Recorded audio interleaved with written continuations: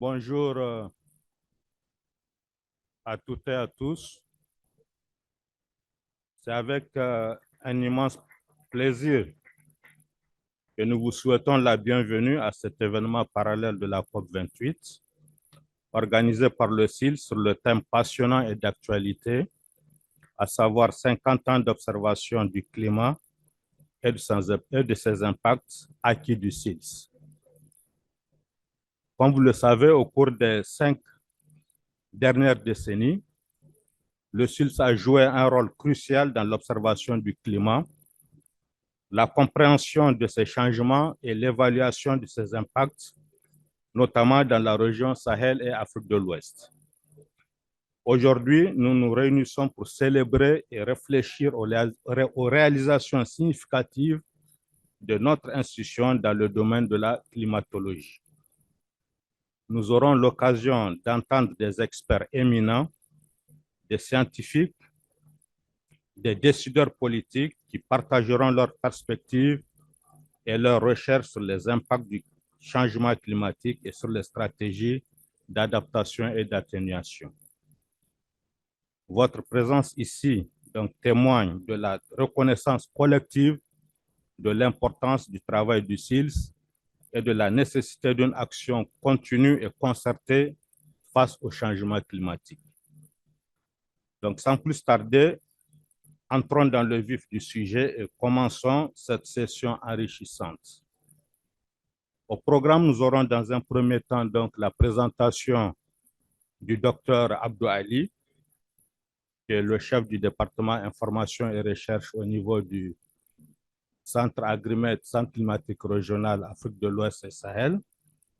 Donc, sur le thème du Side Event, 50 ans d'observation du climat et les impacts. Par la suite, nous attendons toujours Dr Hawa Touré, donc de l'ANSIM Météo Sénégal, qui va nous présenter l'Atlas du Sénégal. Ce side event sera modéré par Dr Mahalmoudou Hamadoun, directeur général du Centre régional Agrimet, Centre climatique régional Afrique de l'Ouest et Sahel, qui n'est plus à présenter dans la communauté scientifique régionale et internationale. Il est lui-même praticien, je dirais même un gourou des questions de sécurité alimentaire et de changement climatique. Il a coordonné pendant plus d'une décennie donc le méga projet du CILS, programme du CILS, le programme sécurité alimentaire, gestion des ressources naturelles, population et développement. Donc avant de passer au niveau du high management comme directeur général du centre Agrimet à Niamey. Donc sans plus tarder, je vais donc passer la parole au premier présentateur, Dr Abdou Ali, donc pour nous faire sa présentation qui, je pense, le modérateur est mieux placé. Il y a un timing qui a été donc défini pour cette présentation. Merci et le modérateur prendra donc...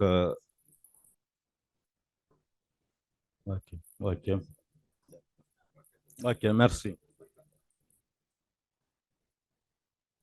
Merci bien, Abdul Karim, maître de cérémonie, pour ce side event. Je me nomme Mahalmoudou Hamadoun, directeur général du Centre Agrimet. Avant tout, je voudrais souhaiter la bienvenue à tous ceux qui ont fait le déplacement à ce side event et ceux également qui sont en ligne. Parce que l'événement qui nous réunit aujourd'hui est d'une très grande importance. Capitalisation de 50 ans de pratique sur le climat, je pense qu'en fait, ça vaut la peine. Et en tant que centre climatique régional, nous avons cette redevabilité vis-à-vis de nos pays membres, de nos partenaires et de tout le monde, de continuer régulièrement à donner de l'information sur le climat. Et l'événement d'aujourd'hui, 50 ans de suivi du climat, d'observation du climat, je pense qu'en fait, le thème à lui seul, il est parlant. Alors, pour faire cet exercice, nous avons avec nous Dr Abdou Ali, qui est le chef du département climat, eau et météo au niveau du centre régional Agrimet. Et on a voulu associer à cet événement la présentation de l'Atlas du Sénégal, parce que les centres météorologiques nationaux sont nos principaux partenaires au niveau des États. Voilà.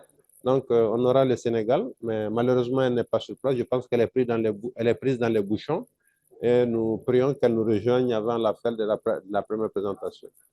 Alors, cela dit, voilà comment va se dérouler en fait le side event.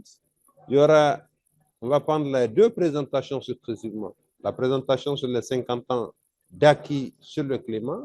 Nous allons suivre également la présentation sur l'Atlas du Sénégal. Ensuite, on va ouvrir les discussions pour 40 à 45 minutes.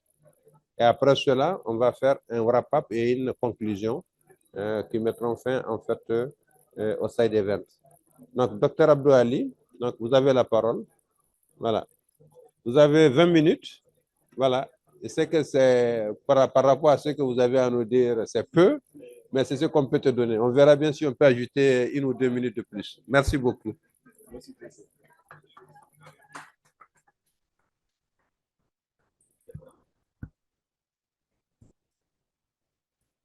OK. Merci beaucoup, DG. Merci, Karim. Bonjour à tous. Et bienvenue à ce side event. Bienvenue au pavillon du SILS. Comme vous le savez, ils l'ont dit, hein, le SILS a été créé en 1973. Donc, aujourd'hui, ça fait 50 ans. Hein. Ça fait 50 ans que le SILS existe. Donc, pour nous, c'est vraiment l'occasion et l'opportunité de faire un regard rétrospectif, en fait, de ce que nous avons fait. Et non seulement à rappeler ce qui a été ce signal particulier du climat dans la région Sahel-Afrique de l'Ouest. Ensuite, présenter brièvement ce qui a pu être les efforts du SILS pour faire face à cet événement particulier dans sa prévention, dans sa gestion. Ensuite, parler de comment se présentent les perspectives climatiques maintenant pour la région Afrique de l'Ouest. Quelles sont les nouvelles donnes et comment se préparer à y faire face. Donc, globalement, nous allons essayer de parler autour de ces trois questions. Normalement, on va essayer de simplifier au maximum parce que c'est vrai, le sujet il est scientifique, mais vraiment c'est destiné à un grand public, aux décideurs. Vraiment, on va essayer de simplifier le message pour qu'on puisse vraiment saisir l'essentiel. Donc, les diapos sont en anglais, mais je vais faire la présentation en français. OK, donc, la présentation va tourner autour des points ci-après. Donc, un bref rappel de l'histoire climatique de la région Sahel-Afrique de l'Ouest. Ensuite, nous allons, à la suite de ce rappel-là, dire qu'est-ce qui a été comme effort fourni par le SILS en termes de veille climatique dans la région, les acquis et les perspectives. Puis, nous allons présenter ce qui a été la production de connaissances autour de cet enjeu climatique-là et quelles sont les perspectives climatiques dans la région au regard de l'analyse qui ont pu être faites non seulement au niveau du SILS, mais également au niveau international. Et après, nous parlons très rapidement des impacts du climat dans quelques secteurs vitaux. Et puis, vraiment échanger sur la pertinence des stratégies d'adaptation considérées dans ces secteurs-là. Et puis, finir par un rappel sur l'évolution institutionnelle d'Agrimet comme centre climatique pour la région Sahel-Afrique de l'Ouest. Donc, ce diapo, vraiment, c'est pour rappeler, disons, le cheminement climatique de la région Afrique de l'Ouest Sahel. Comme on peut le constater ici, et je pense que ce n'est pas nouveau pour beaucoup d'entre vous, on voit l'année ou bien la période qui a été le basculement en fait, du climat dans la région Sahel ou Afrique de l'Ouest.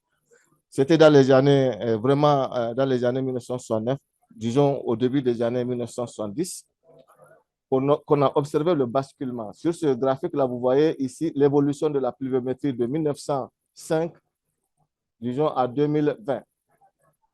Et on voit au niveau de 1970 un basculement dans l'évolution des cumuls de pluie dans la région, où on passe d'une phase avec des pluviométries qui sont au-dessus de la moyenne à une phase continue de pluviométrie en dessous de la moyenne.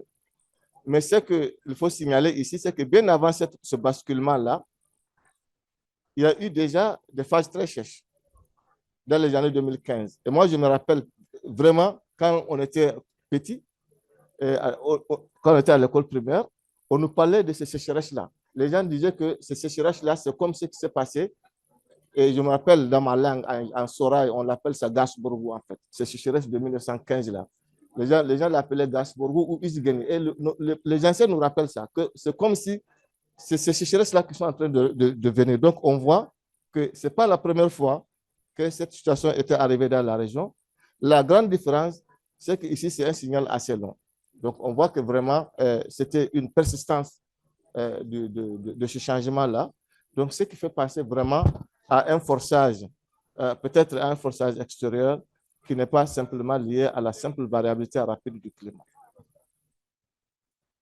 Donc, suite à ça, suite à cette intervention ou bien à ce changement du climat au Sahel, comme vous le savez, le CILS a été créé comme institution régionale, comme réponse en fait, comme réponse stratégique à cette nouvelle donne. Et le CILS s'est doté d'une institution spécialisée qu'on appelle Agrimet, qui a pour vocation de travailler dans la production, la surveillance, la formation de questions liées au climat par rapport à, pour couvrir toute la région ouest africaine. Et donc, on peut le voir ici. Oh non. Pas pour la scène. Je m'excuse. Ouais, OK. Voilà, donc je disais que le CILS a été créé suite à cet événement-là. Et le CILS s'est doté d'une institution spécialisée comme Agrimet pour pouvoir produire de l'information, faire de la surveillance, renforcer les capacités, faire de la recherche appliquée pour orienter les stratégies d'adaptation par rapport à ce phénomène. Donc, je ne m'attarde pas sur la présentation du CILS, c'est une institution que vous connaissez tous très bien. Voilà. Donc, vous voyez que ce phénomène-là, ça, c'est un rappel historique vraiment de ce qui s'est passé dans la région. L'année 1984 a été vraiment l'année du paroxysme de ce phénomène-là. Ceux qui étaient encore, ceux qui ont vécu cette époque savent comment ça a marqué la région. Parce que les populations sahéliennes, des grandes masses de populations sahéliennes ont quitté la zone sahélienne vers les zones côtières. Et ça se voit parce que c'est uniquement au niveau des zones côtières où on a pu observer durant cette année-là des pluviométries qui étaient supérieures à la moyenne. Sinon, toute la région sahélienne, de manière généralisée, a subi des phénomènes de déficit de sécheresse très, très importants. Et ça a provoqué des mouvements de masse des zones sahéliennes vers les zones côtières. Ça montre vraiment comment cette sécheresse-là a eu à avoir des impacts non seulement sur l'écosystème, mais également sur les mouvements socio-économiques, sur comment la religion... Aujourd'hui, quand vous partez dans les pays côtiers, vous trouvez vraiment des populations très nombreuses qui viennent des zones sahéliennes. Donc ça, c'est extrêmement important à garder comme une date majeure de l'évolution du climat dans la région sahélienne. Le fleuve Niger, bon, on n'a pas la photo ici, mais le fleuve Niger, c'est le plus grand fleuve de l'Afrique de l'Ouest. Ça va de la Guinée ici, du Fouta-Djallon jusqu'au Nigeria. Ça traverse 9 pays. Pour la première fois de mémoire d'homme, ce fleuve-là s'est arrêté de couler au niveau de Niamey en 1984. Donc, ça montre vraiment quelle a été la profondeur, en fait, de cette sécheresse-là qui était intervenue en 1900. Le fleuve s'est traversé à pied, comme vous pouvez le voir à travers cette image qui a immortalisé la traversée du fleuve à pied. Donc, très tôt, les scientifiques et la communauté internationale se posaient beaucoup de questions. Qu'est-ce qui a pu expliquer un tel signal aussi fort, un tel signal climatique dans la sous-région? Il y a eu beaucoup de recherches et les connaissances ont évolué dans le temps. Au tout début, on a des profs éminents qui sont là. Donc, au tout début, les gens pensaient surtout que, bon, effectivement, parce qu'il y avait la désertification en même temps qui était conjuguée à l'évolution climatique. Donc, puisqu'il n'y a pas de couvert végétal, généralement, quand il n'y a pas de couvert végétal, il ne pleut pas. Donc, les gens essaient de faire le lien entre la disparition du couvert végétal et puis le manque de la pluviométrie. Et il y a eu des premiers résultats de la recherche qui ont parlé de ces aspects-là. Mais très rapidement, les scientifiques ont essayé de regarder d'où vient la pluviométrie. En fait, la pluviométrie vient des océans. nous sommes sur les continents, mais la pluie vient des océans. Donc, s'il y a des changements majeurs, c'est au niveau de là où vient la pluie qu'il faut chercher les causes. Donc, les scientifiques, effectivement, ont fait des investigations et ils ont pu déceler les causes majeures, en fait, du changement pluviométrique au niveau du Sahel, au niveau des océans. Ils ont pu déceler que c'est des changements stratégiques qui sont intervenus aux océans et qui expliquent ce qui s'est passé au niveau de la région Sahel-Afrique de l'Ouest. Donc, la déforestation est certes importante, mais ça joue un rôle amplificateur, un rôle secondaire dans l'évolution du signal climatique. De même, une autre question qui était très importante et qui se posait aussi, puisqu'on parle de changement climatique, et en ce moment, c'est vrai, on parle de sécheresse, mais réellement, c'était le changement climatique depuis longtemps. Donc, les gens essaient de voir quel est le lien entre ce signal-là avec les émissions de gaz à effet de serre également. Est-ce qu'il y a des liens importants entre les émissions de gaz à effet de serre au niveau global et puis ce qui s'est passé au niveau de la région du Sahel? Là également, il y a des recherches, beaucoup de recherches qui ont pu montrer qu'effectivement, il y a des liens. Hein. Il y a eu des liens entre les gaz à effet de serre et l'évolution des températures, surtout au niveau de l'océan Atlantique. Et il y a des liens entre l'évolution de la température de l'océan Atlantique et le plus au Sahel. Là également, il y a de la documentation au-dessus. Donc aujourd'hui, on a toute cette documentation qui permet de comprendre ce qui s'est passé dans notre région. Maintenant, ce qui est important, c'est que ça, c'est la situation, mais comment la région a fait pour faire face à cette nouvelle donne-là? Donc, la région, il y a eu la création du CIS, je disais, et en particulier avec le Centre régional Agrimet, il était question de faire de la veille afin de prévenir ce risque-là. Parce que quand la sécheresse était intervenue dans les années 70, ça a un peu surpris. Donc, la région n'était pas bien préparée pour faire face ou bien pour accueillir la sécheresse. Avec la création du CILS, avec le renforcement des services nationaux des États, il était question que la région ne soit plus surprise par un tel événement. Donc, ça, c'est très important. Et le dispositif de prévention mis en place à travers le CILS au niveau régional a permis effectivement, avec la collaboration de ses partenaires nationaux et internationaux, d'éviter à la région d'être surprise par ce phénomène-là. Donc, Papa Lassane.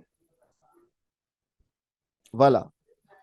Donc, disons ici, ça c'est le dispositif régional de veille climatique au niveau régional, animé par le CILS. Donc, ce dispositif régional est à la fois constitué par le niveau régional qui est le CILS, par le niveau national, animé surtout par les services météo et hydro, en particulier le groupe de travail pluridisciplinaire au niveau des États. Donc, je pense qu'on a vraiment des témoins oculaires qui peuvent parler même du démarrage de ce groupe pluridisciplinaire dans nos pays. Nous avons l'appui des partenaires techniques et cet ensemble-là interagit pour assurer la veille climatique au niveau de la région. Je n'entre pas dans les détails, compte tenu du temps. Donc, comme résultat de ce dispositif-là, il est très important de rappeler ici ce qui a été obtenu en termes de base de données au niveau régional. Parce que ça, c'est quelque chose qui est unique dans la région. La base de données climatiques régionale gérée par le Centre régional Agrimet à partir des données collectées et centralisées par les pays. Donc, cette base-là, au total, aujourd'hui, il y a près de 2000 stations pour toute la région qui sont centralisées dans cette base. C'est vrai qu'il y a beaucoup qui ne sont pas à jour, mais au minimum, quand vous regardez ce diagramme-là, au minimum 775 stations ont plus de 50 ans de données.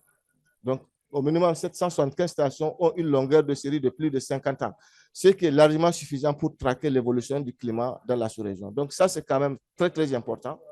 Et vraiment, c'est le lieu ici de dire qu'il y a nécessité urgente de sauvegarder cet acquis-là, de le renforcer, parce qu'il y a des difficultés actuelles à maintenir la même dynamique et vraiment, c'est important. C'est un acquis unique.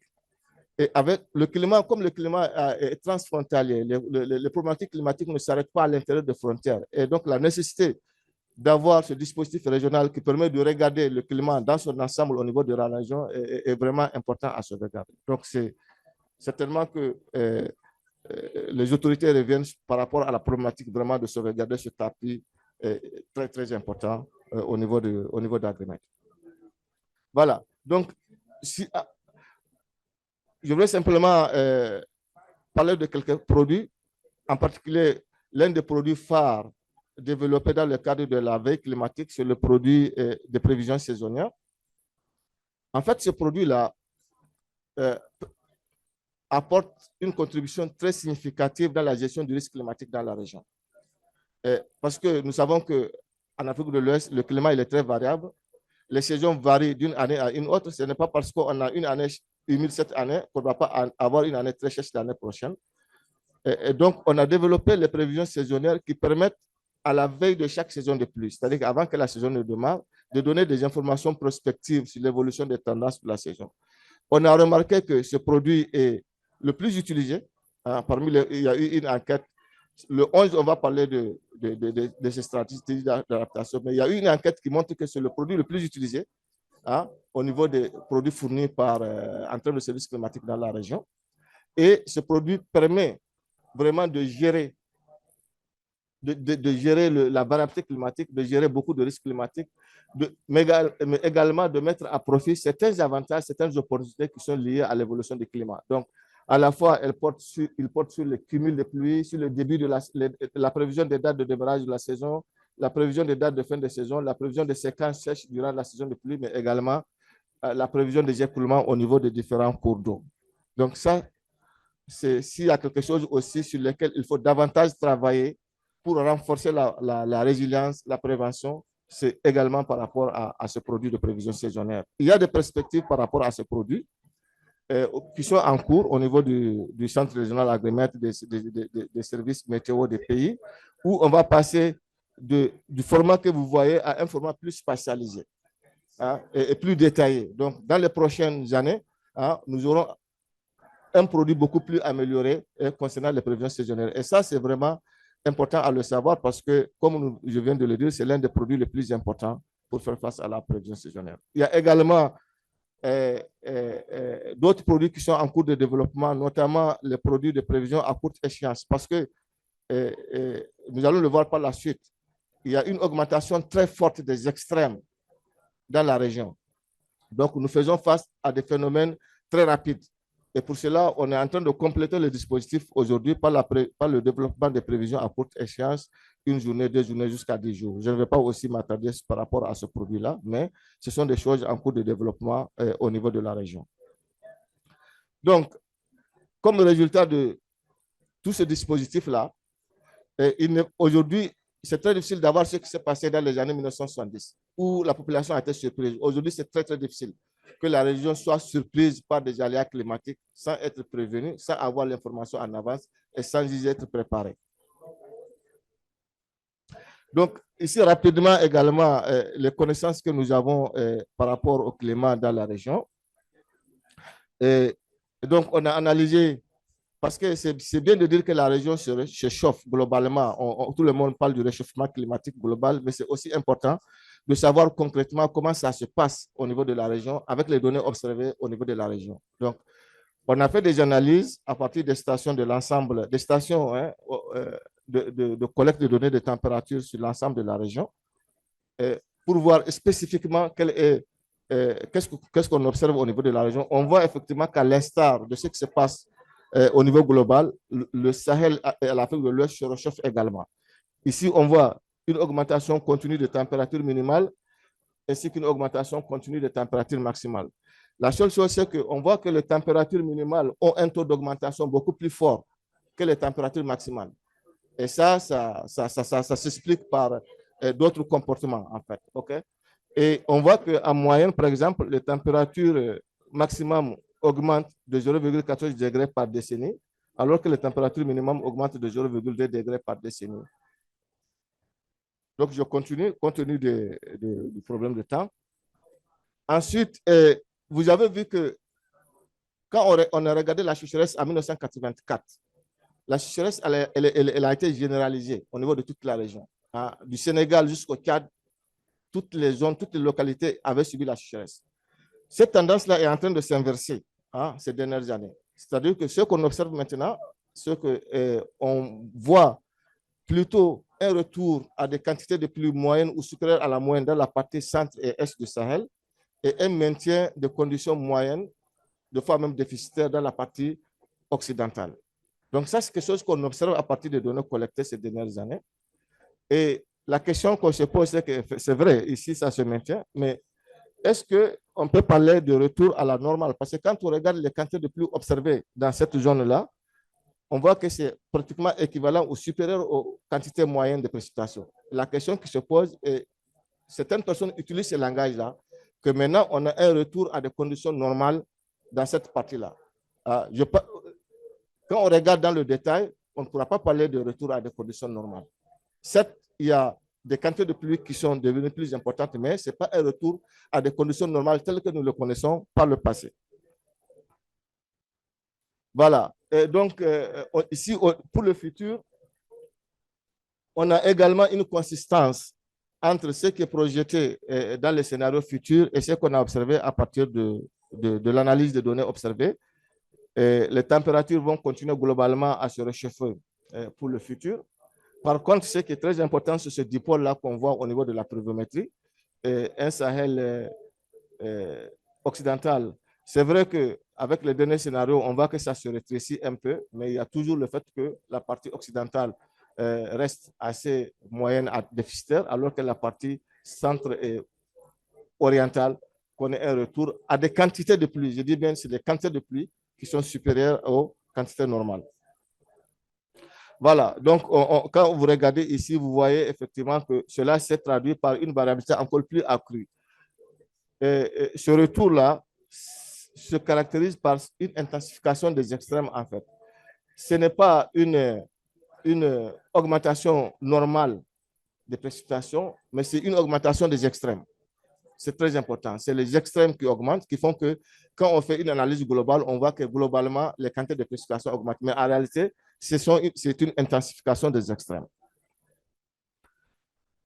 Voilà. Donc, ce qui nous amène à nous poser une question de la pertinence du concept d'année humide et d'année sèche avec l'évolution actuelle du climat dans notre région. Parce que, comme on l'a vu au démarrage, toutes les années humides ont été caractérisées par des pluviométries, la flèche là qui est vers le bas.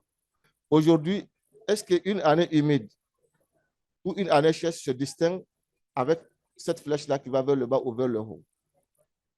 C'est une question très importante. Et ça permet de réorienter un peu le message que nous avons dans la délivrance des produits.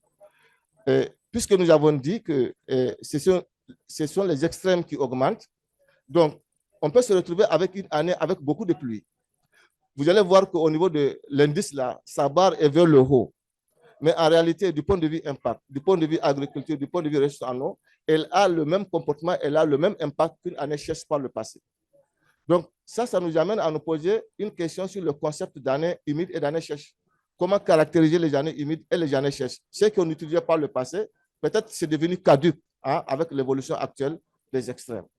Par exemple, ici, pour illustrer, l'année 2021 a été une année très humide au Niger. Quand on regarde l'indice est vraiment très supérieur au niveau de la moyenne. Mais en réalité, le Niger a resté un déficit de production de 21% globalement, malgré les quantités globales qui sont très importantes. En fait, cela est dû au fait qu'on a des tendances très lourdes ici en bas des séquences sèches. Toutes les années qui vont venir, dans leur majorité, vont connaître des tendances sèches très importantes. Et ça va avoir un impact très important dans le secteur de l'agriculture en particulier, mais également des ressources en eau. Non. Voilà. Donc, ça, c'est aussi la consistance de ce qu'on observe avec ce qui est attendu pour le futur. Et on voit que, parce qu'on a l'habitude de dire que les années sèches se caractérisent par des démarrages tardifs de la saison de pluie. C'est ce que nous avons en tête, mais on voit qu'avec l'évolution actuelle, ce n'est pas forcément un démarrage tardif des années sèches. Avec l'évolution actuelle, c'est une très grande variabilité en fait du démarrage des années humides. C'est-à-dire que le problème, c'est que les années peuvent démarrer tôt, mais après, il va y avoir des séquences sèches très importantes qui vont intervenir et qui vont faire que finalement, l'année va avoir un comportement similaire à des années sèches. Donc, cette question de démarrage tardif associé aux années sèches, aujourd'hui, elle est en train d'être remise en cause. En fait.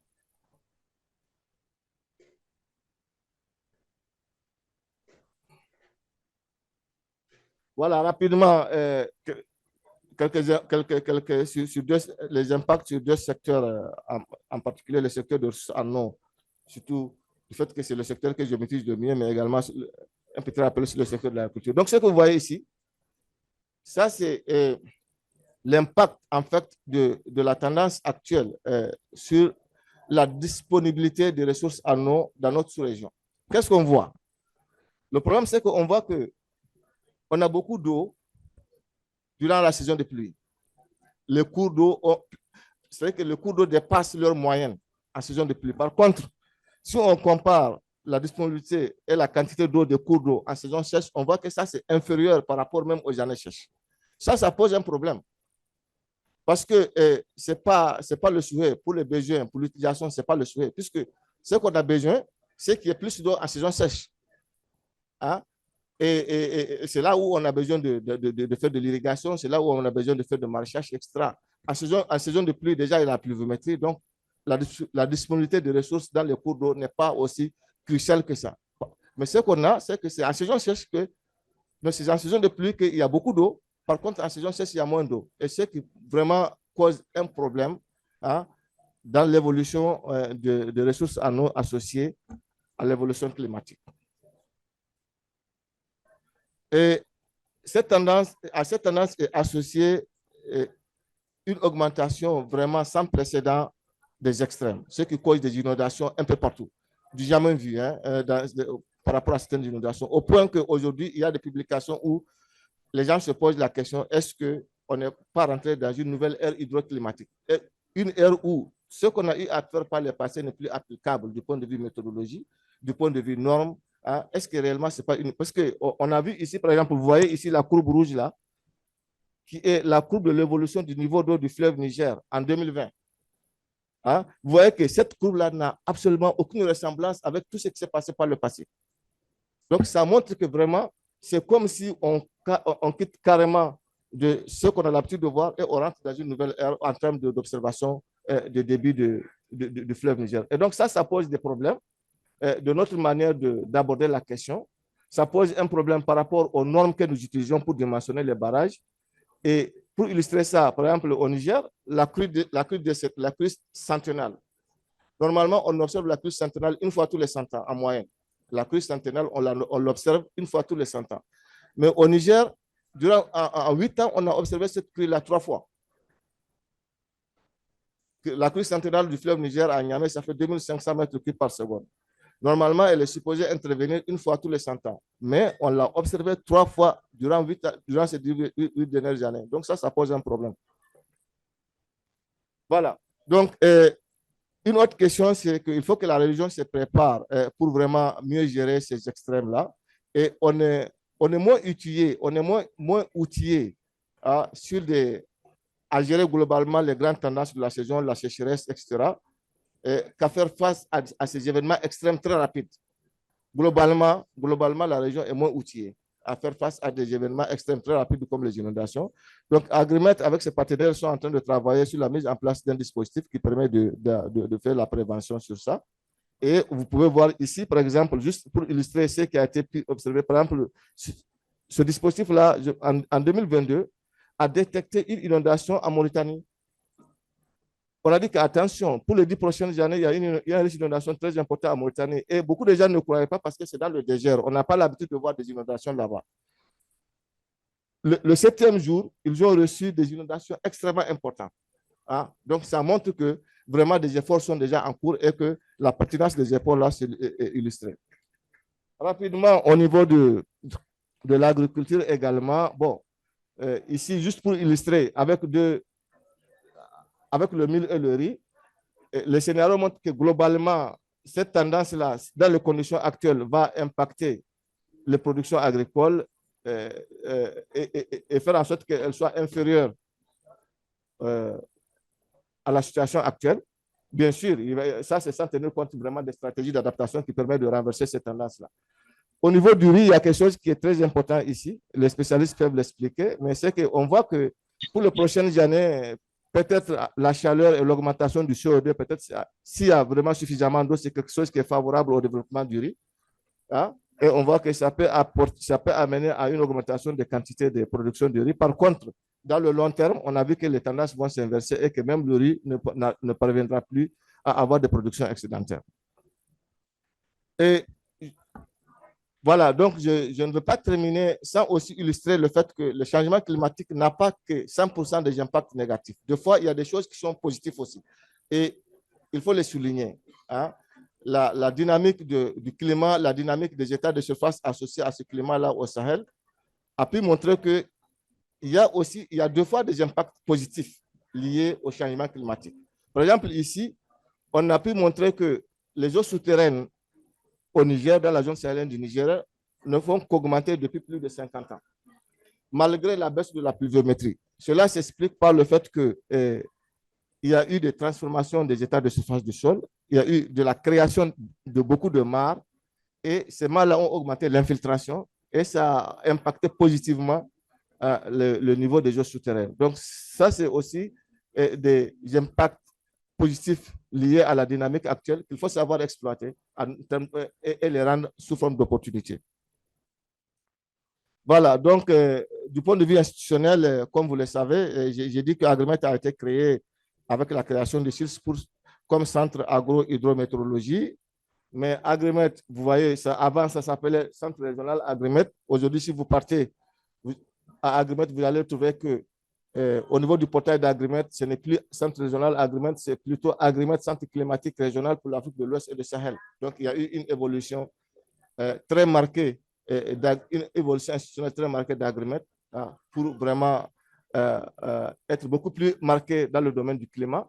Et Agrimet est également un hub régional de ce qu'on appelle le World Climate Risk, qui est aussi une désignation du World Climate Risk Programme. Donc, tout ça, ça montre l'évolution institutionnelle d'Agrimet qui est passé d'un centre d'application agro-hydrométéo à un centre beaucoup plus climatique de nos jours.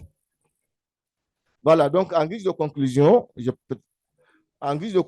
voulais effectivement rappeler les points ci-après et surtout poser des questions par rapport à ce qu'on vient de voir concernant la tendance actuelle dans laquelle nous sommes par rapport au climat, qui est une tendance différente de ce que nous avons vécu depuis plus de 50 ans. C'est vrai, hein, au Sahel, c'est très difficile que nous nous départissions de notre histoire de sécheresse, parce qu'on a vécu la sécheresse. Toutes nos stratégies ont été calquées par rapport à la gestion du risque de sécheresse. Mais aujourd'hui, il est important pour nous d'intégrer d'autres risques dans notre façon de faire. Et ça, en plus de sécheresse, c'est les inondations, on l'a déjà dit. Et je ne sais pas si c'est très évident, en tout cas, ça va être encore discuté le 11, de comment gérer de manière concomitante des risques opposés, c'est-à-dire que la sécheresse et les inondations qui occurrent en même temps. Comment, quelle est la stratégie qu'on va mettre en place pour gérer ce genre de choses? C'est très difficile. Hein? Parce que soit la sécheresse, soit les inondations, mais comment on va, des choses qui arrivent en même temps, comment on va les gérer? Deuxième chose, c'est que vous avez vu l'évolution de ressources en eau, qu'on a de moins en moins de l'eau, surtout en période sèche. Or, je sais que depuis très longtemps, la communauté internationale a été sceptique par rapport à la création de grands barrages. Parce que c'est surtout par rapport à leurs impacts environnementaux, etc. Il n'y avait pas de financement.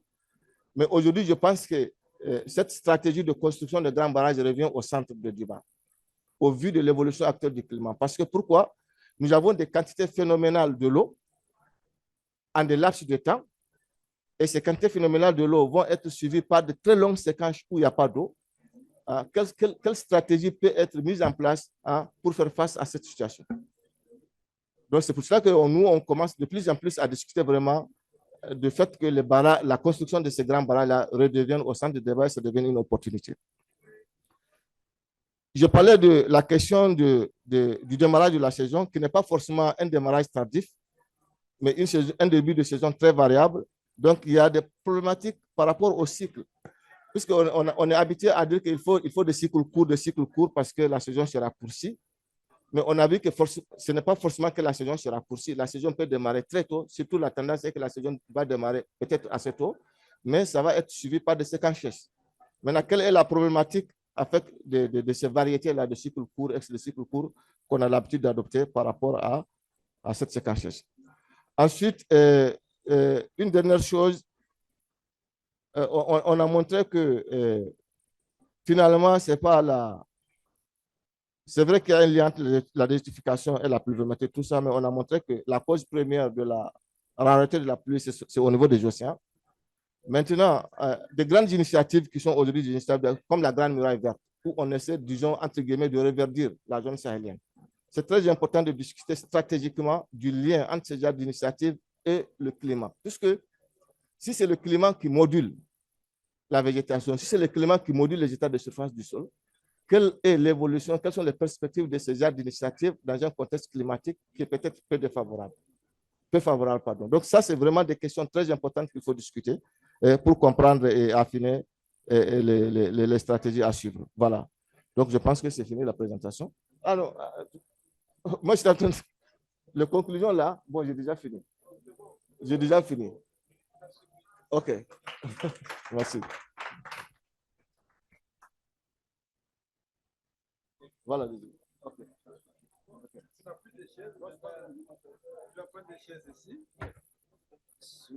OK.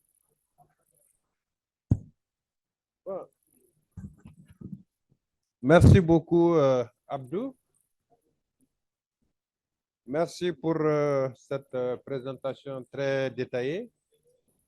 On avait un deuxième, c'est une deuxième panéliste. Donc, Maguette, tu confirmes qu'elle n'est pas là?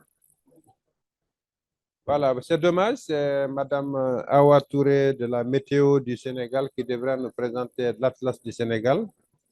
On aurait aimé quand même voir en fait ce travail d'un pays membre. Voilà.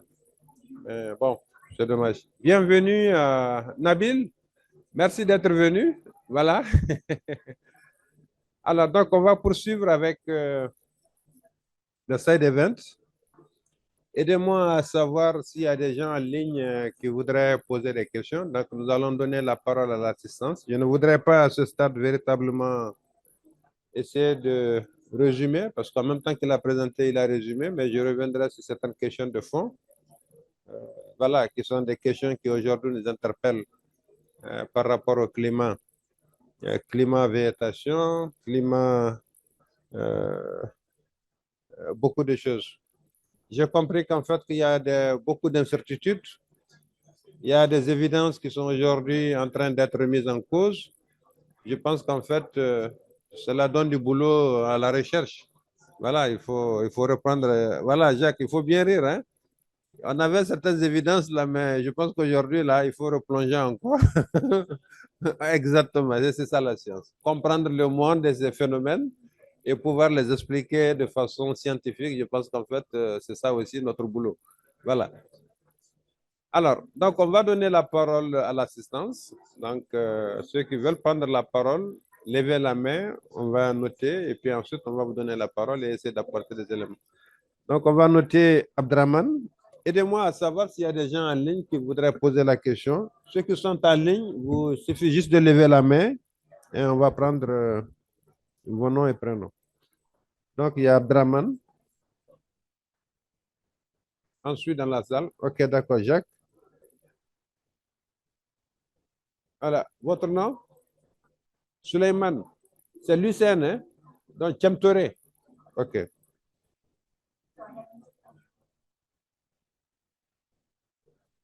Ensuite? Ah, Douane. Yara. En ligne, y a-t-il quelqu'un? Non, pas encore. Bon, peut-être qu'ils viendront dans une seconde séquence. Bon, on va aller avec cette première liste. S'il y a d'autres personnes qui veulent parler, soyez libres vraiment de demander, on va vous donner la parole. Voilà. Donc, Abdraman, voilà, donnez le micro. Merci beaucoup. Merci pour cette présentation que j'ai beaucoup aimée, même si je ne suis pas un spécialiste de ces questions. Je suis vraiment, notamment pour la prise de décision. Et la question que je me posais, je pense que ça s'adresse au-delà du présentateur, c'est en termes de stratégie. J'ai vu qu'il y a un changement de nom institutionnel. Peut-être que ça va dans un sens qu'on veut pour répondre aux enjeux actuels. Je voulais savoir, ne donne pas à ça ce mécanisme. Voilà, donc si je comprends la question, c'est quelle stratégie ou qu'est-ce qui manque pour permettre à Agrimet de jouer son plein rôle?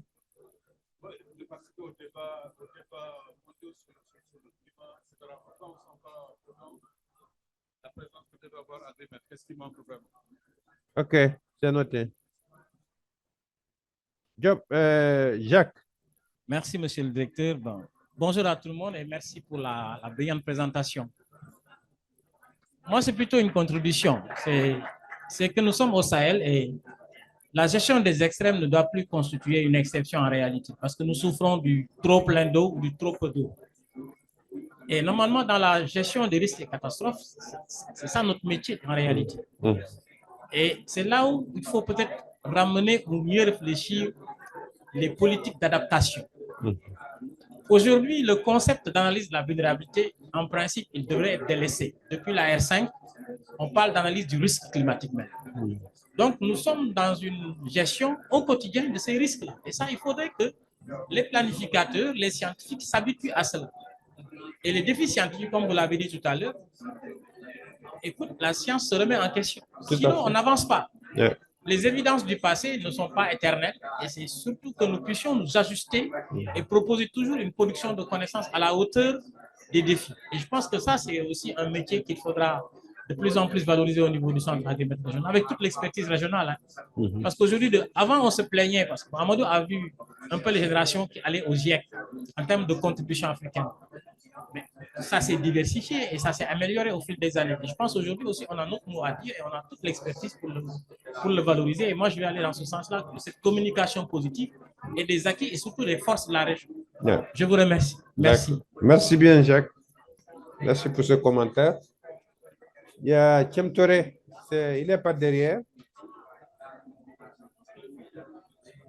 Le film n'est pas...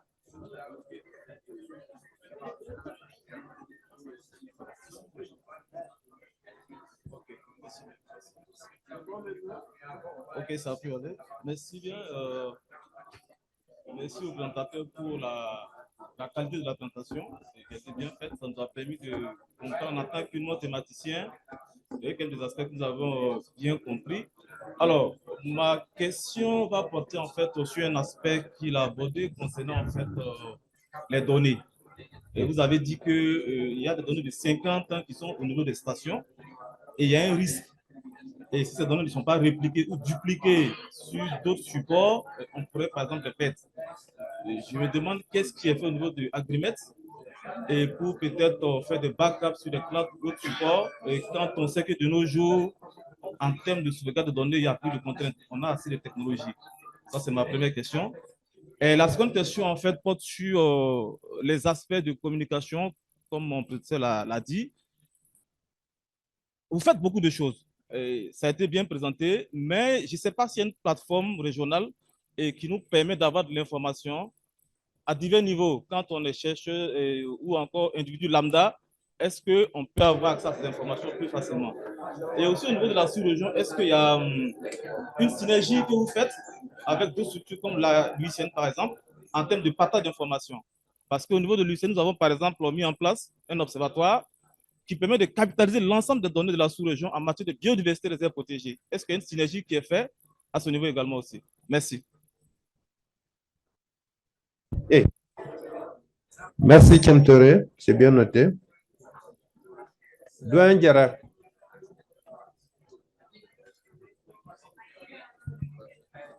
Merci, monsieur le directeur, et bonjour, chers collègues. Merci, Ali, pour cette brillante présentation. En fait, le directeur a dit tout à l'heure, doyen, effectivement, je vais y revenir parce que je vais faire un témoignage, mais d'abord, une contribution par rapport à l'exposé. Je pense que les conclusions que Ali a tirées, c'est très important. C'est déjà pour moi des axes de recherche pour Agrimet. Parce qu'Agrimet a comme pour rôle la formation. Et donc, dans ce cadre-là, je crois que tous les points que vous avez soulignés doivent être inscrits dans vos programmes de formation, de recherche, pour que les étudiants puissent travailler sur ces questions-là. Parce qu'effectivement, ça donne des défis qu'il faut les remonter. Et donc, moi, je pense que c'est un élément très important pour guider, en tout cas, toujours les travaux de Agrimet. Mon ami du Sénégal a parlé tout à l'heure des risques de catastrophes. Je pense que l'OMM aujourd'hui a un vaste programme dans le domaine de la gestion des risques de catastrophes avec le programme Hydromet, dont le Mali fait partie, parce que je suis du Mali. Je pense que Agrimet est dedans, mais Agrimet doit davantage travailler dans ce processus-là pour voir comment prendre en compte la gestion de ces risques et des catastrophes, notamment les inondations. Les inondations et même le problème qu'il a posé, plus d'eau pendant la saison et moins d'eau pendant la saison sèche. Je pense qu'il doit y avoir des liens par rapport au changement climatique. Et donc, comme témoignage, je suis obligé de le faire parce que vraiment, dès que j'ai vu le titre, j'ai dit, il faut que je sois là. Alors, je suis un pur produit du centre régional Agrimet. Et donc, face à cela, je confirme tout ce que Ali a dit tout à l'heure, notamment ces problèmes de séquence et de décrochage des conditions climatiques pendant toutes ces années. Et en même temps, le processus qu'on a mis en place, dont effectivement le départ, c'était la mise en place des bulletins d'information à travers groupe de travail pluridisciplinaire où la référence, il faut le dire, c'est le Mali. Hein? Ça, vraiment, tout le monde le sait. Et donc, ça a évolué. Et justement, en 84, je me rappelle encore, j'ai été saisi à travers le ministère et la direction par le président de la République en son temps, Moussa Traoré, pour avoir des informations sur l'agrométéorologie par rapport à cette évolution du climat. Parce que la sécheresse de 83-84 était plus pire que la sécheresse de 72-113. En 72-113, il y a eu la famine, mais en 83-84, les informations disponibles fournies par l'Agrimet et les structures connexes à l'Agrimet, notamment les structures nationales, ça a permis aux décideurs de prendre des dispositions pour pouvoir juguler les effets. Donc, le rôle du centre Agrimet est très important dans le suivi de l'évolution de la saison, mais même également aujourd'hui dans le combat pour lutter contre les changements climatiques. Donc, ce témoignage-là, je voulais le faire pour montrer que je suis un produit du centre régional Agrimet et pour féliciter encore davantage le centre Agrimet. Merci. Merci, Doyen Diarra. Alors, qui d'autre veut prendre la parole? Il n'y a pas de gens. Bon, on retourne à toi, Abdou, pour essayer de donner. Hein? Ah oui, je ne vous ai pas vu. Non, c'est pas un problème. N'est-ce pas? Vous n'avez pas levé la main? À l'instant, mais je. Ah, ok, parfait. Ok, d'accord, vous avez la parole. Merci beaucoup, monsieur le directeur général. Merci, Abdou Ali, pour cet exposé très, très clair. Moi, je vais être rapide, hein, c'est peut-être pour aller un peu dans le sens de mes prédécesseurs pour dire, bon, bien sûr, l'importance de l'Agrimet dans cette région et reconnaître le travail qui a été fait. Et je crois que les autorités des États et les structures nationales le reconnaissent. Et s'arrêter à un moment de l'exposé d'Abdou qui disait un peu toute la problématique qu'il y a aujourd'hui. D'ailleurs,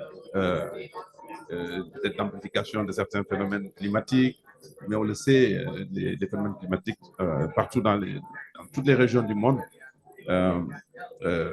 bien entendu, ont tendance à s'intensifier. Bon, pour ce qui nous concerne en Afrique, certainement, la différence de beaucoup de régions du monde, ce qu'on dit souvent, c'est qu'on est l'espace, la zone du monde où vivent les gens qui sont les plus affectés, les plus vulnérables, mais en même temps, c'est aussi l'endroit où finalement on manque le plus de connaissances. Exactement. Et ça fait partie quand même des endroits qui, du point de vue climatique, influencent presque le climat mondial, etc., etc. Et c'est quand même un paradoxe que cette zone-là ne soit pas plus étudiée, ne soit pas plus observée. Voilà, malgré tout le travail qui a été fait. Et, bien entendu, on peut se poser la question si Agrimed n'existait pas, qu'est-ce qui serait passé dans nos États. Mais quand même, on a un nouveau paradigme, on arrive à un autre niveau. L'échelle, Abdou l'a bien montré. De la même façon, ça monte en termes d'amplitude. Et donc, il faut maintenant pouvoir réagir très vite. Ce n'est plus des choses où on attend une saison, une autre saison. Et pour ça, il faut bien sûr des dispositifs d'observation. Et il faut beaucoup de connaissances.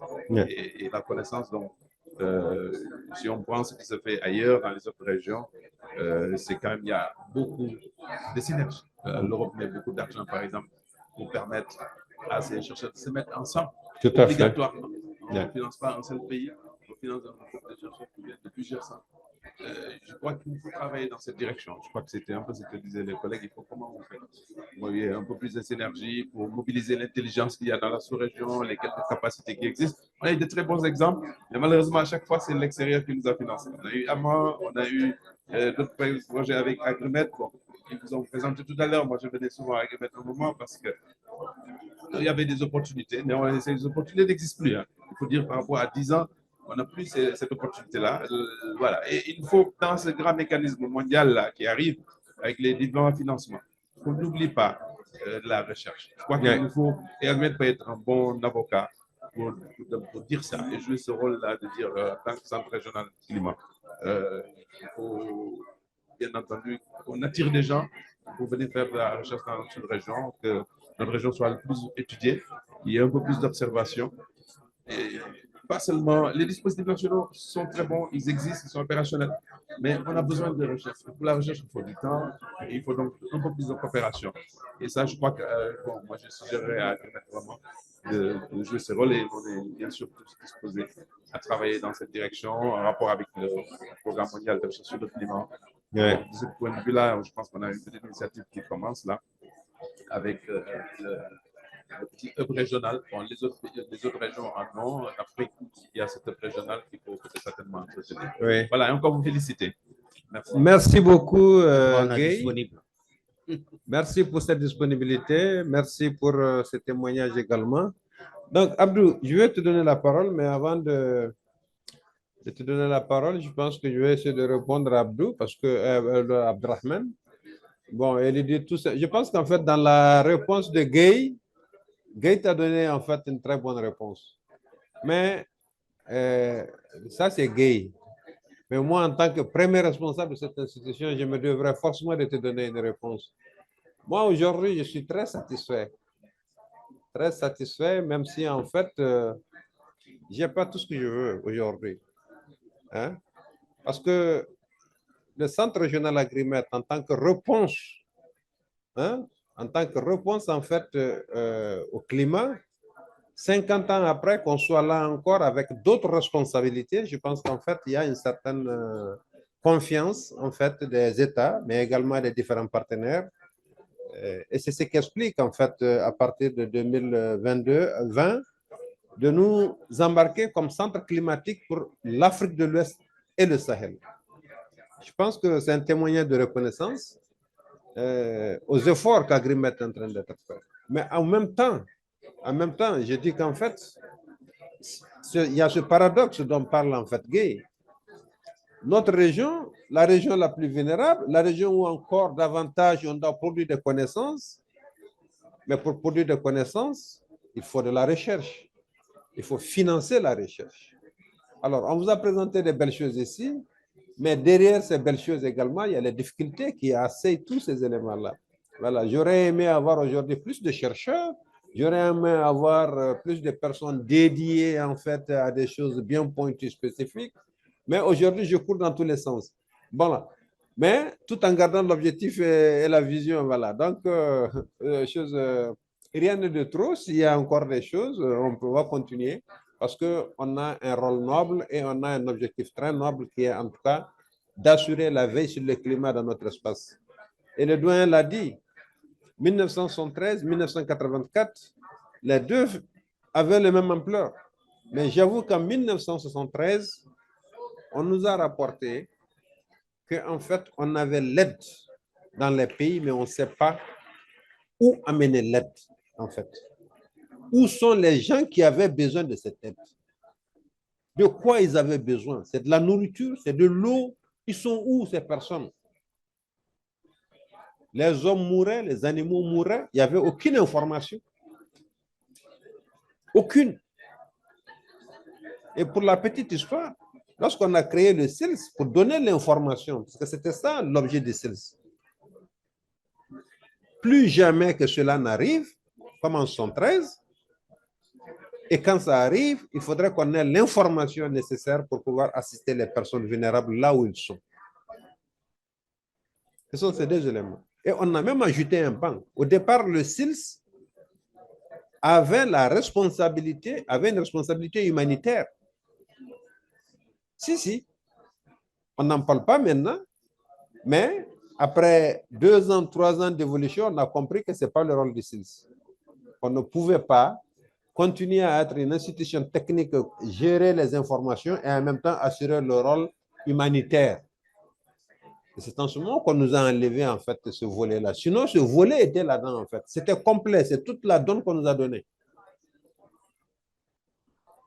Voilà, mais on est toujours dans la production de l'information. On fait en sorte qu'on identifie où sont les personnes vulnérables, et c'est ce que nous faisons dans l'autre pan de l'autre dispositif, parce qu'il y a plusieurs dispositifs au niveau des CILS. Celui sur le climat et celui sur la sécurité alimentaire et nutritionnelle et sur les zones vulnérables et autres. Voilà. Tu voulais dire quelque chose encore? Voilà.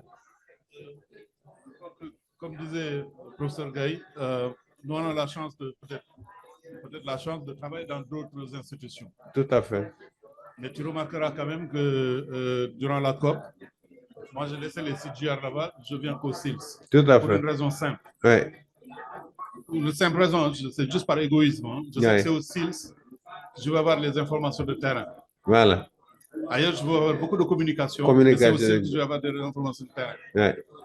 Et ce que moi, mon rêve, c'est de dire, mec, comment le CILS peut vraiment prendre conscience de cela, parce que je pense qu'on ne prend pas assez conscience du rôle que le CILS joue dans la sous-région. Okay. Et ce rôle moteur-là.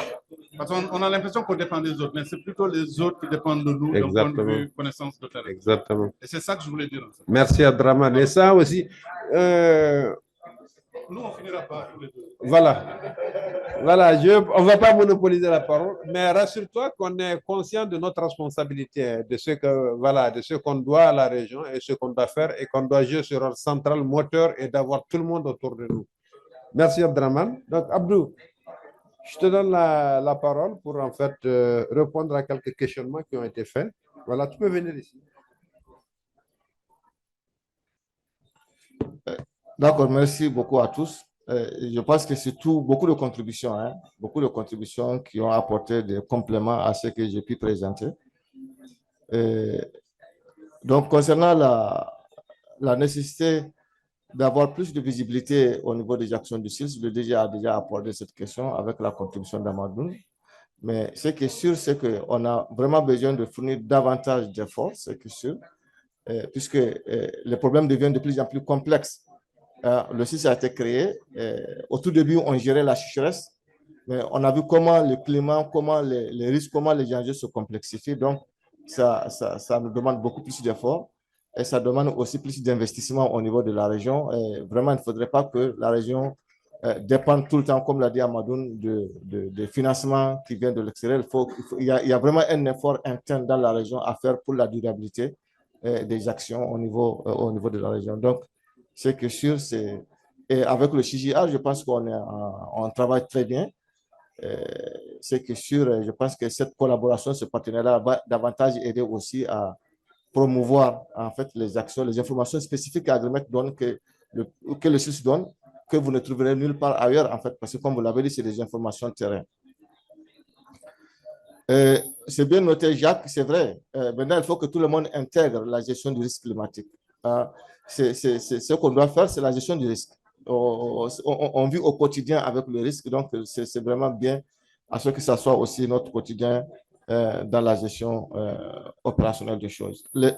La question sur les données, en fait, le vrai risque, ce n'est pas le fait de perdre les données par rapport à leur sauvegarde. Aujourd'hui, il y a beaucoup de supports qui peuvent permettre de sauvegarder et de sécuriser les données. Mais l'enjeu, c'était surtout, bon, c'est comme s'il y a eu plus d'efforts par le passé, en fait, dans la question de collecte, de suivi des réseaux, etc. C'est comme si aujourd'hui, non seulement au niveau des services nationaux qui sont en charge de collecter les données, il n'y a pas autant d'investissements que par le passé.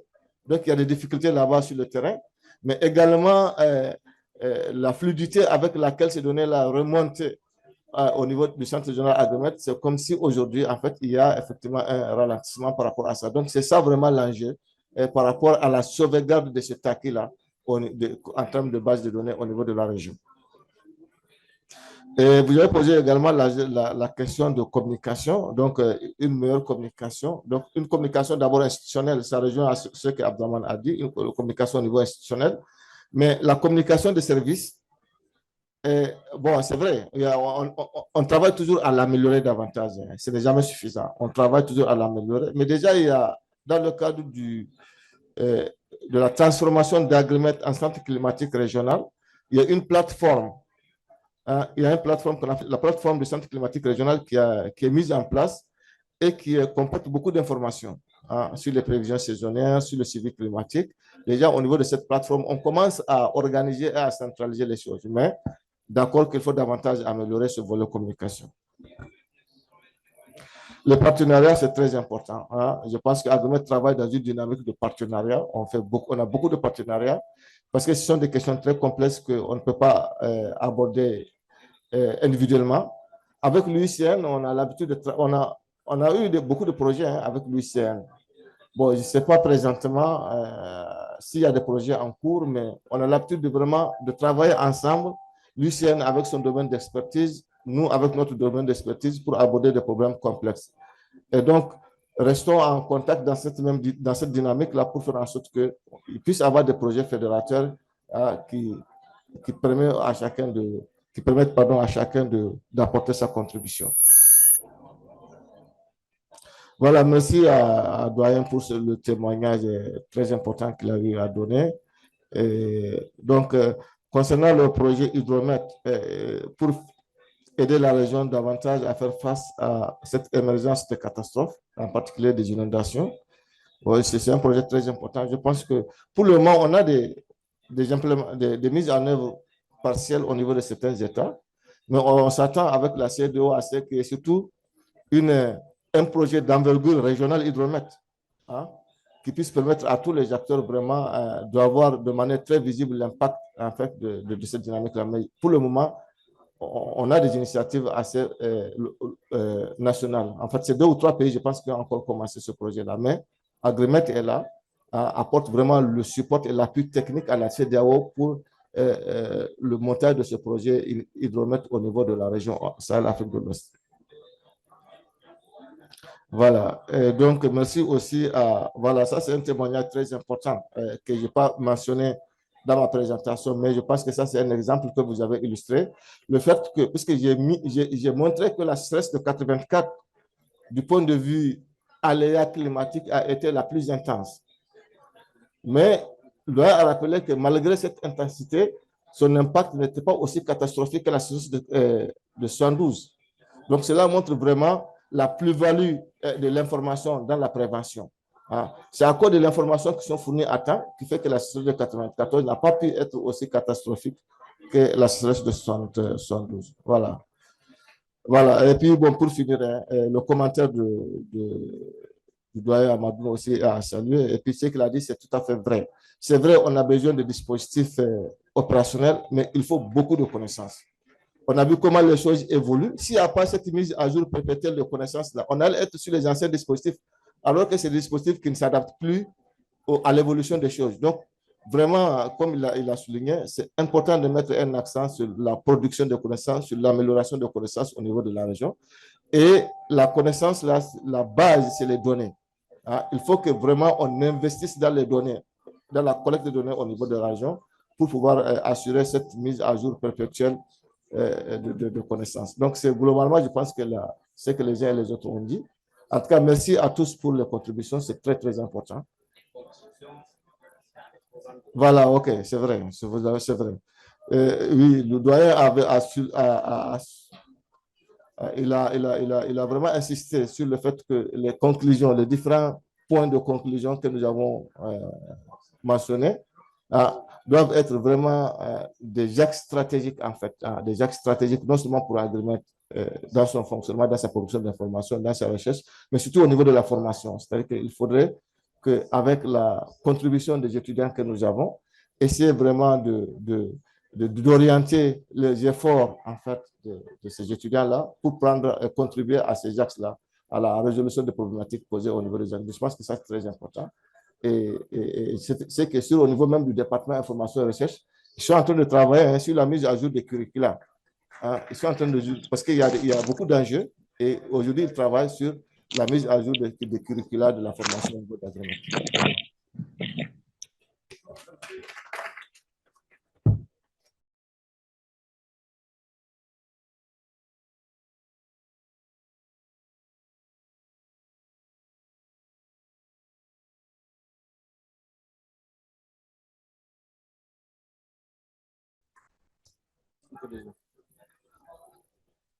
Merci beaucoup, Abdou. Je t'ai corrigé, mais tu es revenu là-dessus. Il n'y a plus de département information et recherche. C'est département climat, eau et météo. Voilà. Il n'y a plus de département information et recherche. C'était les anciennes appellations des trucs. Non, le comble, c'est que c'est encore lui le... Voilà, il continue à s'appeler par l'ancienne appellation. Merci beaucoup, Abdou. Merci à... Il n'y a pas d'autre? Ah, ok, vous voulez... Ok, d'accord. Oui, donnez-lui...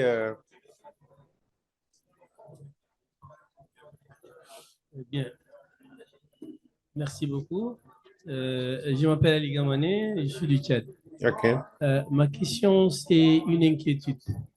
Aujourd'hui, je suis acteur et utilisateur des données que vous produisez. Mais malheureusement, dans mon pays, je remarque que le personnel qui produit ces données est vieillissant. Et non seulement qu'il est vieillissant, mais presque absent. Et donc, on nous parachute des données. Et ces données, parfois, ne sont pas, qui ne reflètent pas la réalité. Donc, la question que je me pose, c'est que quelle est la stratégie que le centre met pour aider les pays à pouvoir ne pas sombrer et continuer avec la dynamique globalisante et systémique, parce qu'aujourd'hui, si les données du Tchad ne sont pas des données fiables, ça veut dire que ça impacte sur les autres données, etc. Donc, pour moi, c'est quelle est cette stratégie-là que vous mettez pour que les États, ou bien par exemple le Tchad, qui peut-être n'a pas la même vision des recherches, pourrait vraiment combler ce vide que nous autres, sur le terrain, nous observons. Merci beaucoup. Ok. Merci beaucoup. Abdou, tu veux lui dire un mot ou bien... Ok. D'accord. Merci beaucoup. Je l'ai dit ici, ça fait partie des difficultés. Nous sommes une émanation des États. C'est les États qui nous ont créés. Et nous vivons en partie des ressources des États. Donc, logiquement, nos fonctionnements, nos recherches, tout ce que nous faisons devrait venir des États. Et aujourd'hui, malheureusement, tel n'est pas le cas. Nos activités, à 90%, sont financées par des partenaires. Les restes 10% viennent en fait de nos États qui nous ont créés. Voilà. Alors, nous avons comme mandat de former. et d'accompagner les pays à jouer leur rôle dans ces différents domaines-là. Alors, qu'est-ce que nous faisons? Nous essayons de mobiliser des ressources auprès des partenaires pour essayer d'assurer cette partie de notre fonction de renforcement des capacités des États en formation continue et au-delà, et même en formation diplômante à travers des masters en changement climatique et gestion durable des terres. Mais c'est insuffisant. C'est insuffisant pour permettre en fait à un pays en fait de remplacer tout l'effectif en fait de ces services-là. Mais je pense que les pays et le centre ensemble, on peut aussi aller à la recherche de financement pour qu'en fait le pays puisse en fait renforcer le personnel. Certains pays l'ont fait dans d'autres domaines. Le Burkina Faso l'a fait plusieurs fois. À un moment, le Burkina n'avait plus d'acteurs dans le domaine de l'hydro-agro. Hein? Ils sont partis, ils sont venus former des techniciens, des ingénieurs grâce à des ressources qu'ils ont mobilisées auprès d'autres partenaires. Et la cohorte était constituée uniquement de Burkinabés. Aujourd'hui, il y a un autre problème dans les pays, c'est le problème des PV, protection des véhicules. Au Tchad, je sais que peut-être il ne vous reste qu'une personne, ce n'est pas deux. Ailleurs, c'était la même chose, c'est une personne qui est même en train de partir. Mais ça, aujourd'hui, à Grimet, nous, on n'a pas un budget qui nous permet aujourd'hui de dire qu'en fait, c'est parti, il faut changer le truc là, on prend les pays, on les amène, on les forme. Mais on ne cesse de dire aux pays d'aller vers les partenaires et de profiter et de tirer avantage des projets existants et des projets qui sont en cours, d'amener les gens pour qu'on puisse les former. Voilà, donc je pense qu'en fait, pour prendre en charge cette question, je pense que c'est les pays et le centre régional Agrimet pour qu'ensemble on puisse se donner la main pour pouvoir essayer d'aller vers le centre de renforcement des capacités du pays. Et ce n'est pas seulement dans le domaine du climat. Hein. Aujourd'hui, si vous prenez le monde rural de façon globale, tous nos pays ont des déficits. C'est très clair. Tous nos pays, pris un à un, ils ont tous leurs déficits en matière de personnel. On en a conscience, ils en ont conscience. Bon, souvent aussi, il y a des choses paradoxales. Bon, on ne va pas les dire ici, ce n'est pas notre rôle. Hein? Non, ce n'est pas la peine, parce que c'est entre nous et nos pays. Donc, en fait, on trouvera d'autres occasions, on va le dire. Ce n'est pas ici. Parce que je te le dis ici, toi, tu ne vas pas m'apporter la solution. Je préfère être assis avec eux, face à face, et dire ça là-bas. J'aurai plus de chances d'être écouté qu'ici. Voilà, donc voilà la citation. Mais nous sommes vraiment ouverts et les dispositions sont là. Il y a les masters en changement climatique. Je pense qu'il y a eu une entrée. Hein? Voilà, très récemment, il y a une entrée. Et voilà. Et il y a des Tchadiens aussi là-dedans parce que je pense que c'est avec la banque, non? C'est ça? Voilà.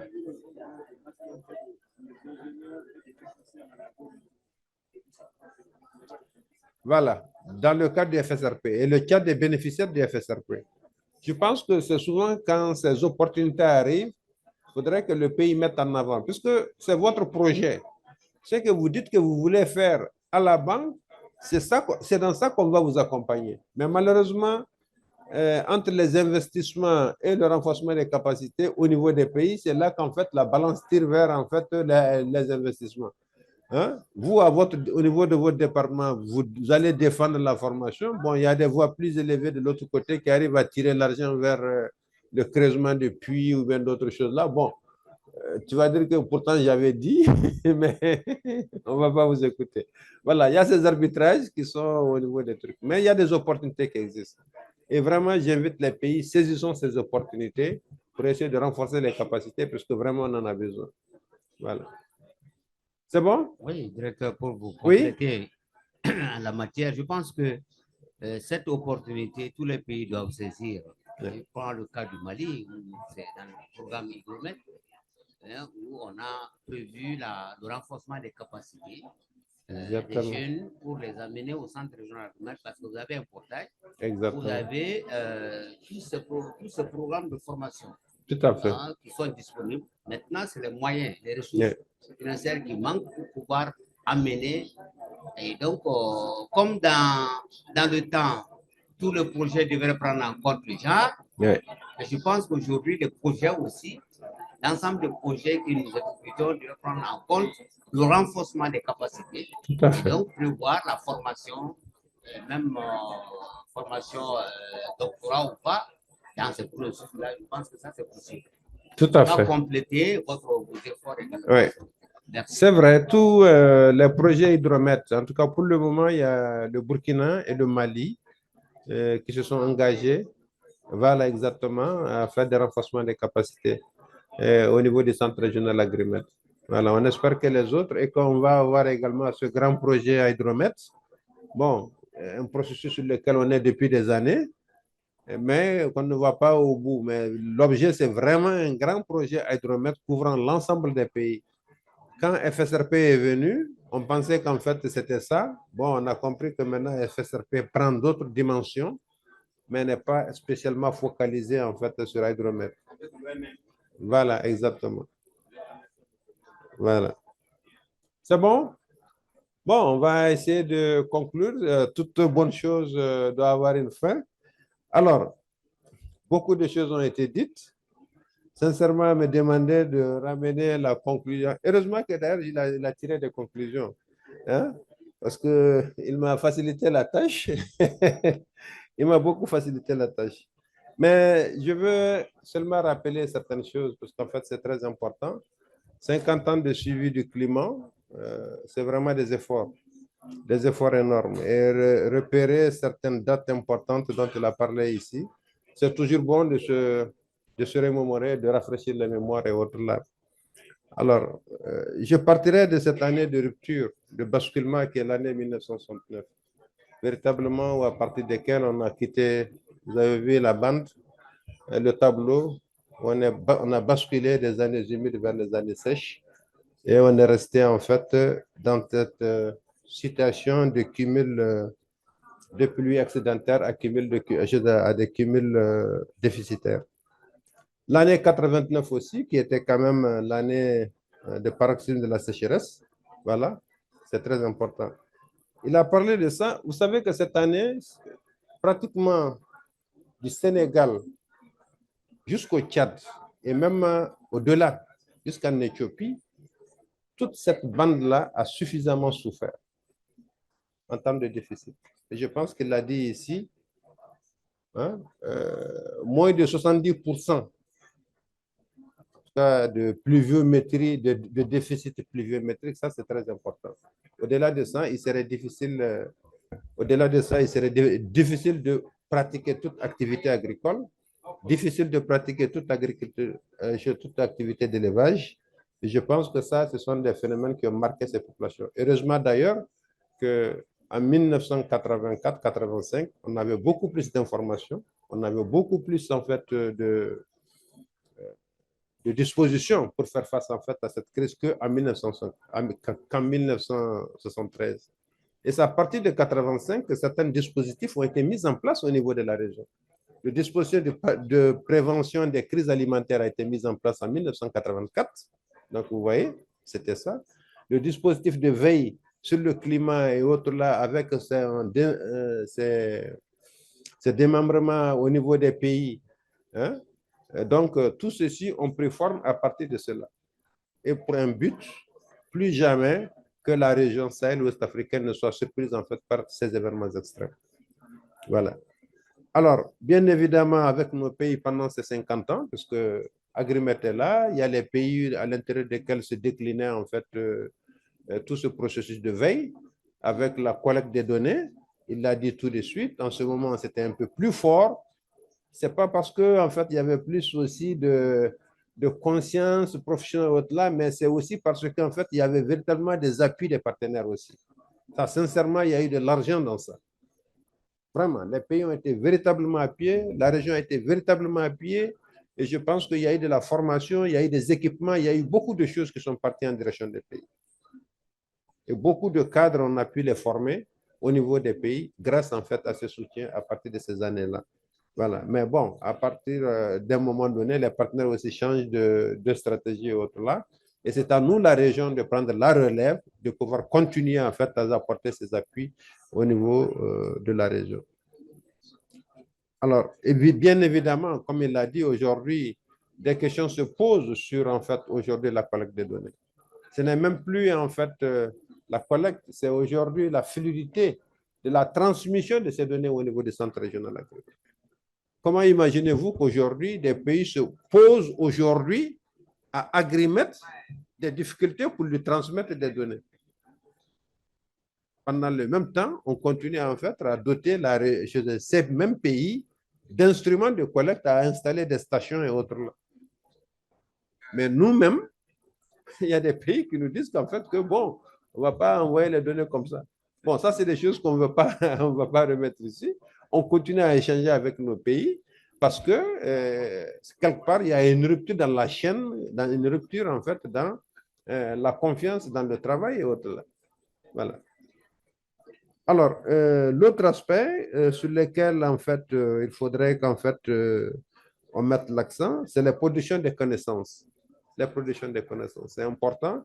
On a vu d'importants efforts ont été faits. On a fait des productions sur les profils climatiques. On a informé beaucoup de choses, mais il y a de nouveaux questionnements. Et tous ces questionnements de conclusion qu'il vient de faire aujourd'hui constituent de la matière pour nous, à la fois pour faire de la recherche, mais également pour faire de la formation avec nos jeunes. C'est bien noté. Il y a même des actions qui ont commencé aujourd'hui. Aujourd'hui, il nous faudrait obligatoirement les impacts. Les impacts, il nous faudrait aujourd'hui avoir plus de vues, plus d'emprise sur ces impacts. Il a parlé également des prévisions de courte échéance. Voilà, on a l'habitude de voir aujourd'hui, il peut pleuvoir en 1 heure de temps. On peut recevoir la quantité qu'on reçoit, par exemple, pour 2 jours, 3 jours. Vous pouvez l'avoir en 1 heure ou en 2 heures de temps. Et quand ça vient, ça crée des problèmes. Hein? Ça crée des problèmes en termes d'écoulement, en termes de trucs. Bon, moi-même, j'en ai été victime. Hein? Parce que j'ai encore des pans de murs qui sont tombés encore au niveau du centre régional également, suite à l'inondation de... Voilà. Donc, veillons aux impacts. Il y a des impacts réels à la fois sur en fait, les ressources en eau. Il vous a parlé ici de la crue centennale qui a été observée 3 fois en 8 ans au niveau du Niger. Une crue qu'on ne doit voir que chaque 100 ans. C'est apparu 3 fois en 8 ans. Ça veut dire qu'en fait, nous devrons changer de manière de voir les choses. Voilà une évidence qui était là, crue centennale, et qui, du coup, devient en fait une crue journalière, je dirais. Voilà, donc, ça, c'est une évidence qui était là. Si tu partais dormir avec ça et que maintenant, bon, cette crue que tu dis que c'est chaque 100 ans que ça vient, je peux bâtir ici, je peux faire tout ce que je veux. Mais bon, voilà, ça, c'est des évidences qu'il faudrait encore recalculer encore les choses. Alors, ça pose également la question des infrastructures. Si on avait bâti des infrastructures, des ponts et des barrages et autres là qui doivent avoir une quantité bien déterminée d'eau par heure et par seconde et autres là, aujourd'hui, avec ces extrêmes-là, tu peux avoir le double et ça vient, ça emporte ton ouvrage. Vous allez accuser en fait l'architecte. Oui, mais l'architecte, quelque part aussi, hein, il y a d'autres phénomènes dont on n'a pas pris en compte. Donc, ça veut dire qu'en fait, qu'on devrait encore davantage s'informer et améliorer nos connaissances en fait sur le climat. Alors, la région ne peut plus être surprise, oui, même si nous n'avons pas les moyens de pouvoir en fait faire face en fait à la gestion de ces risques, mais il faudrait que ce soit des choses qu'on intègre maintenant dans nos planifications. Je pense que c'est de ça qu'il s'agit. Voilà. Le Sahel se réchauffe. Ça, je pense qu'en fait, ça, c'est un message. Et il voulait en remonter. Nous avons des tendances opposées. La région Est qui garde, est-ce que c'est un retour à la normale ou bien en tout cas, il y a des conditions un peu favorables là-bas. Et le côté Ouest, vous avez bien vu qu'il y a une tendance de diminution de la pluviométrie dans cette zone-là.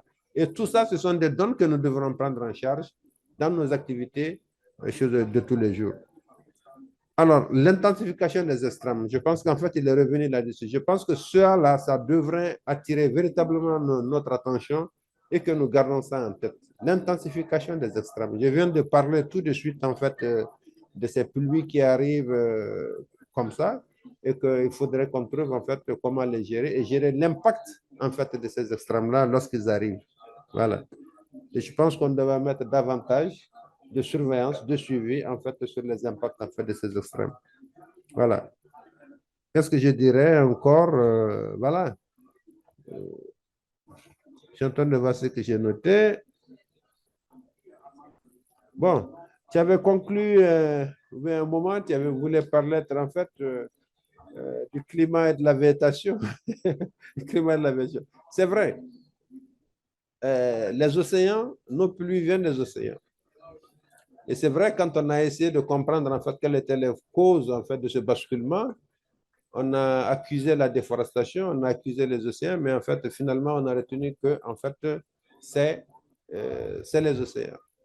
Mais cela ne dédouane pas, en fait, et c'est très important, ce message est très fort, cela ne dédouane pas, en fait, les hommes à travers la déforestation. Nous causons énormément de dégâts en termes de déforestation dans notre espace. Et ça a un impact réel sur le climat. Et le lien est tout à fait trouvé. La Grande Muraille Verte, en tant qu'initiative ou en tout cas en tant que projet continental, devrait nous aider en tout cas dans la correction. Voilà, donc en fait, ce n'est pas en fait pour... moi, je vois beaucoup plus ces initiatives dans la correction, c'est-à-dire en termes de réponse en fait, pour aider, en même temps créer également en fait des revenus. Voilà, parce qu'en fait, derrière ça, ce n'est pas seulement planter, mais derrière ça, c'est tout un projet socio-économique, un projet humain qui est derrière en fait la Grande Muraille Verte. Alors, si on peut concilier en fait le fait de restaurer en fait l'environnement que nous avons détruit, en même temps créer des ressources économiques et sociales, pouvoir utiliser les jeunes, je pense qu'on aurait fait everything. Voilà, c'est sur ces mots que je vais dire. Je vais terminer en remerciant vraiment tous ceux qui ont participé en fait à ce side event. Leur dire merci beaucoup et dire qu'en fait que bon, on poursuit. Il y a d'autres événements qui vont suivre. Je pense, Maguette, tu peux annoncer, c'est le 11, il y a un événement. Oui. Voilà. Oui, merci DG. En fait, face à cette nouvelle donne climatique, certainement, vous posez la question de savoir quelle stratégie d'adaptation, que ce soit au niveau local, au niveau national, au niveau régional. Eh bien, on va essayer ensemble d'y répondre le 11 à 11h dans ce même pavillon. Donc, nous convions à cet événement-là, le 11. Voilà, vous avez le programme du CIRS aussi, il y a d'autres événements d'ici la fin de la COP. Et je vais encore repartager à l'approche de l'événement, si vous vous rappelez, le jour de l'événement et l'heure. Voilà, en tout cas, merci. D'accord.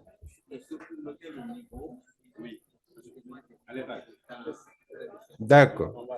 Donc, merci beaucoup à tout le monde. Merci à ceux qui sont en ligne. Merci de nous avoir suivis. Et voilà, c'est la fin de ce événement. Merci beaucoup.